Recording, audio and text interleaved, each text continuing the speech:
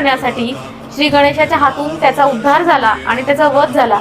पण त्याने मृत्यू समयी श्री गणेशाकडे एक वर मागितला की मला असं काहीतरी दे की ज्याच्यामुळे मी सतत तुझ्या सोबत राहील। आणि त्या क्षणी श्री गणेशाने त्याला वर दिला की तुझ्या नावाने शेंदूर मला जो कोणी अर्पण करेल त्याचा मी अनेक जन्मांचा उद्धार करेन।